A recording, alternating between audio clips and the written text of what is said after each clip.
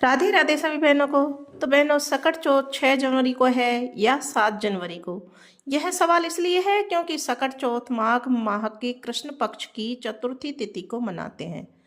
माघ कृष्ण चतुर्थी तिथि 6 जनवरी और 7 जनवरी दोनों दिन प्राप्त हो रही है। ऐसे में लोगों को सकट चौथ की सही तारीख को लेकर बहुत ही कन्फ्यूजन की स्थिति बन रही है। सकट चौथ पर 3 शुभ योग बनेंगे, लेकिन उस दिन 46 मिनट की भद्रा भी लग रही है। सकट चौथ का व्रत संतान की सुरक्षा और सुखी जीवन के लिए रखा जाता है। इस दिन गणेश जी की पूजा करके उनको तिलकुट का भोग लगाते हैं। इसी वजह से इसे तिलकुट चतुर्थी व्रत भी कहते हैं और तिल चौथ भी कहा जाता है। इसे माघ संकष्टी चतुर्थी भी कहते हैं।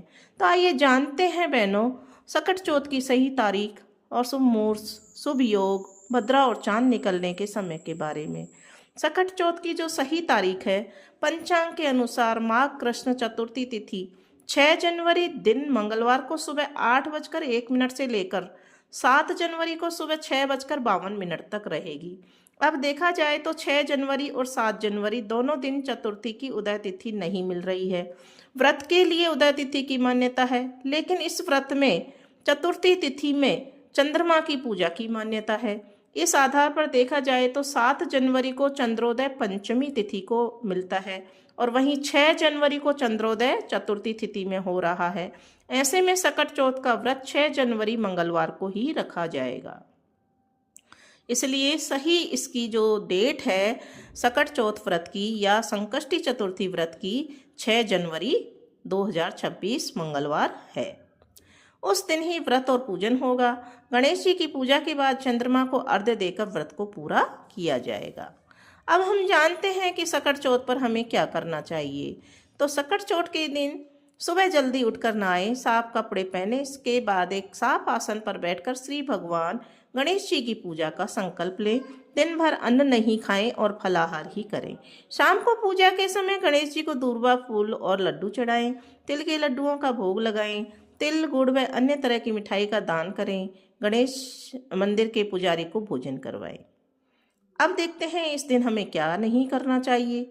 सूर्योदय के बाद देर तक नहीं सोएं, बिना नहाए कुछ खाएं नहीं, दिन में नहीं सोएं, किसी तरह का नशा न करें और ब्रह्मचर्य का पालन करें, झूठ नहीं बोलें, लड़ाई झगड़ा न करें और तामसिक भोजन से दूर रहें। कुछ एक ऐसे उपाय हैं जिनको करने से हमें बहुत ज़्यादा सुख मिलता है या सकारात्मक ऊर्जा की प्राप्ति होती है या हमारी बहुत सारी परेशानियां हैं वो बहुत ही जल्दी दूर हो जाती हैं। तो छोटे छोटे जो उपाय हैं हमें कर लेना चाहिए, क्योंकि इन उपायों को करने से कोई नुकसान नहीं होता है। अगर हमें लाभ मिल जाता है तो बहुत ही अच्छा लगता है।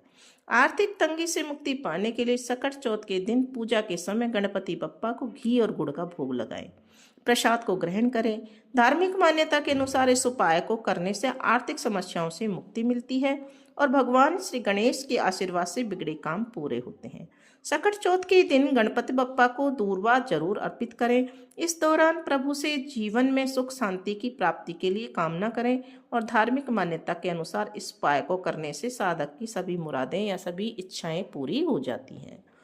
तो बहनों, ये था सकट चौथ की जो सही डेट कि किस दिन सकट चौथ या संकष्टी चतुर्थी या तिल चौथ का व्रत किया जाएगा। माघ महीने में ये चौथ आती है, बड़ी चौथ है ये। तो इसका व्रत सही जो तारीख है हमने इसमें वीडियो में देखी कि 6 जनवरी को ये व्रत रखा जाएगा।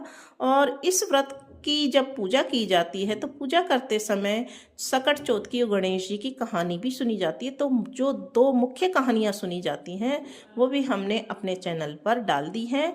आप आगे की वीडियो में इनको पढ़ सकते हैं और सुन सकते हैं, क्योंकि लिरिक्स सहित आपको ये कहानियाँ मिल जाएंगी और साथ ही मिलेगी आपको चौथ मैया की आरती।